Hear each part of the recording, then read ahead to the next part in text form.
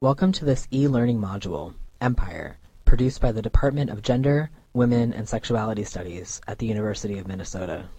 This work is licensed under a Creative Commons Attribution, Non-Commercial, Share-alike 4.0 International License. When you complete this module, you should be able to define Orientalism, imperialism, cultural imperialism, and settler colonialism. You will learn how Orientalism is a pervasive ideology and form of power which has roots in European colonial and imperial histories, but which persists today in U.S. imperial contexts and popular culture. Empire involves the colonization of people and spaces who are racially marginalized and/or considered quote-unquote non-Western. You may have heard empire in the context of the British occupation of India, the French occupation of Algeria, or in the European colonization of the U.S. Imperialism is an enactment of sovereign power to overtake, control, and exploit lands and peoples for the purpose of cultural, ideological, and economic expansion.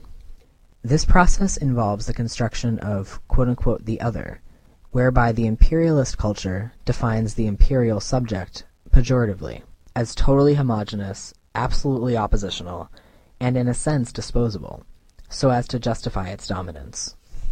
While empire and imperialism touch upon a range of material and symbolic practices, this module will specifically focus on Orientalism, cultural imperialism, and settler colonialism. It is imperative that we keep in mind how these cultural and historical phenomena inform and are informed by political economy, the study of the relationship between the social, the political, and the economic. Orientalism describes the way that, quote-unquote, the West imagines, quote-unquote, the East, and in the process, names itself dominant.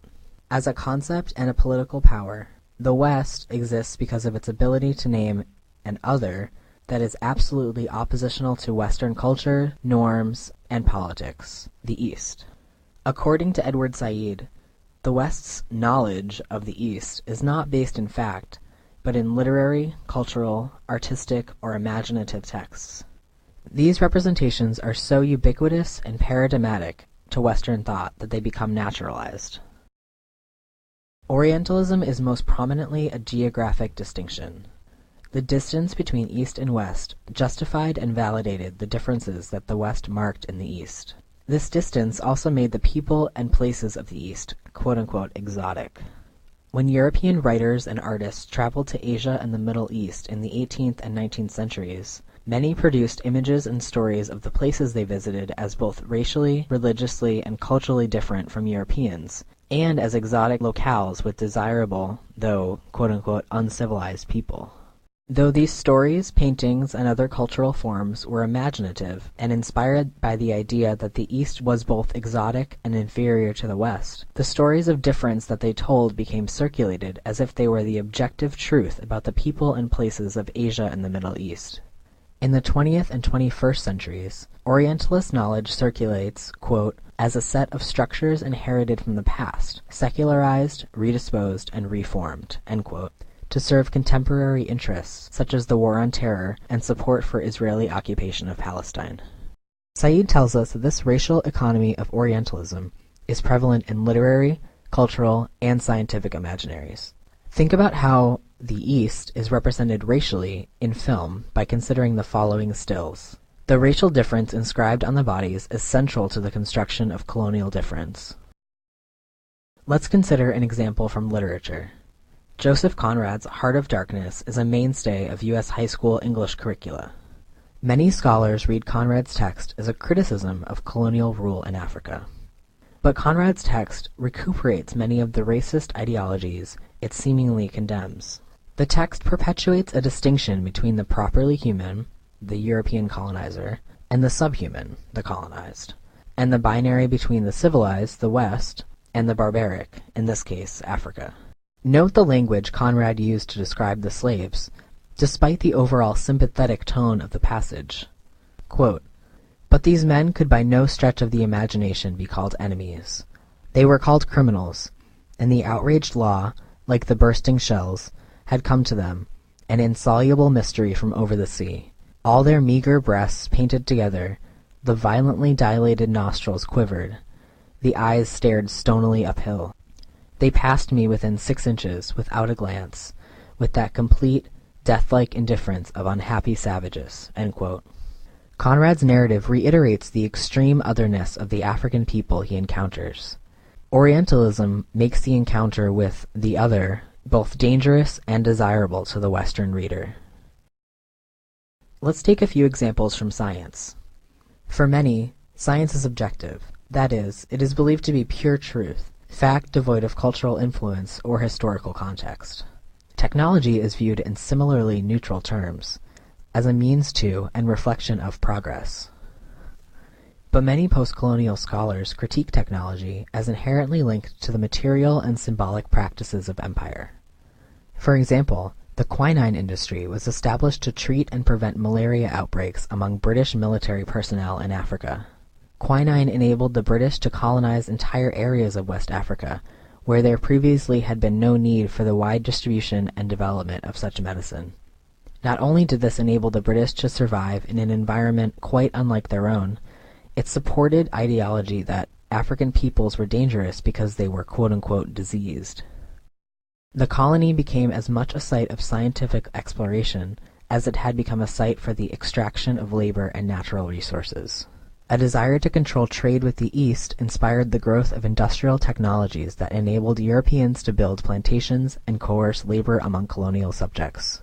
Although the Orientalist imaginary would hold that pre-colonial economies, particularly in South Asia and West Africa, were primitive, European countries had little to offer by way of trade with Asian nations, and were relatively unwealthy in terms of natural resources. As historian Adam Frank argues, it was only through the total decimation of local economies via technological control that Europe gained prominence as a world power. One clear example of how Orientalism impacted scientific knowledge is through early evolutionary science, namely craniology. Craniology, or craniometry, was a science of racial difference based on the measurement of brain size and classification of craniofacial characteristics. At the time, anthropologists distinguished between 3 main racial categorizations: Caucasianoid, Negroid, and Mongoloid, distinctions based not in fact, but in biased observation. Craniofacial studies similarly intended to rigidify differences among racial groups, so as to make the stereotypes that led to socio-political disparities seem natural or rational. This science was debunked as failing to have any bearing on actuality. Regardless, these pseudo-scientific studies were instrumental to the colonial project and continue to inform understandings of racial and geopolitical differences today. Orientalism is linked to other systems of dominance as well. Said writes, quote, "Along with all other peoples variously designated as backward, degenerate, uncivilized, and retarded, the Orientals were viewed in a framework constructed out of biological determinism and moral political admonishment. The Oriental was thus linked to elements in Western society, delinquents, the insane, women, the poor, having in common an identity best described as lamentably alien." End quote. Said 207. In her work Terrorist Assemblages, transnational feminist scholar Jasbir Puar recalls a poster that littered the streets of Manhattan immediately following the terrorist attacks on the World Trade Center towers. The image depicts a highly caricaturized Osama bin Laden being anally penetrated by the towers. The Islamophobia of this image, which helped fuel anger against an amorphous aggressor post 9/11, is apparent. But it is also deeply entwined with homophobia, sexism, ableism, and racism. Cultural imperialism describes the centrality of culture and cultural representation in art, media, literature, and technology to empire. Culture reflects and reinforces the goals of empire. Although we're not always consciously aware of it, the major cultural texts of the West have both apparent and covert associations with empire.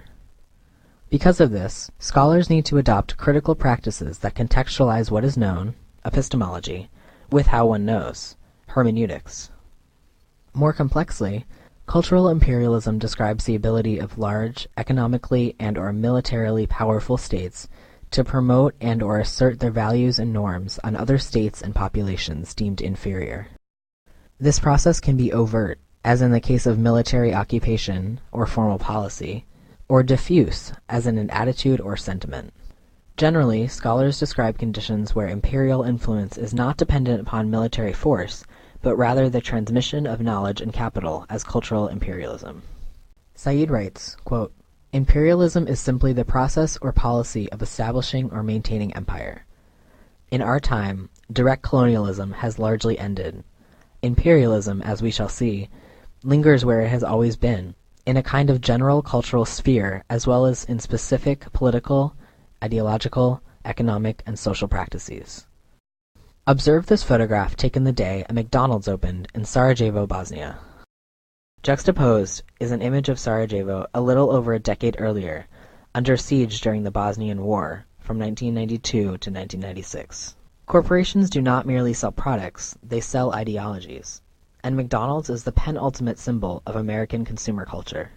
As Donald Rumsfeld once proclaimed, quote, "We know we will have success in Iraq when there is a McDonald's in Baghdad," end quote. Meaning, Iraq will be properly democratized once it adapts a political economic system akin to U.S. capitalism.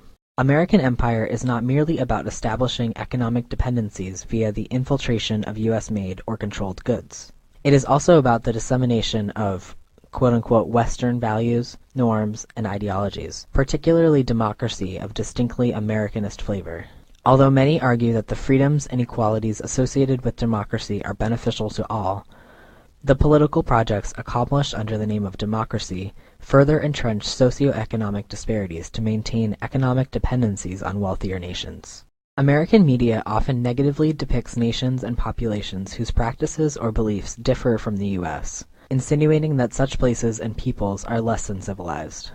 Though other nations and populations may be tolerated, to practice tolerance implies that one is in a position to judge and make accommodations of others, who supposedly lack the capacity to wield such power.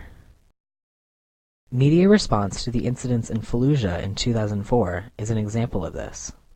4 U.S. independent military contractors were ambushed and killed by a small Iraqi militia, who then dragged the corpses through the streets before hanging them from a bridge. When photographs of the incident were published, many Americans were understandably outraged.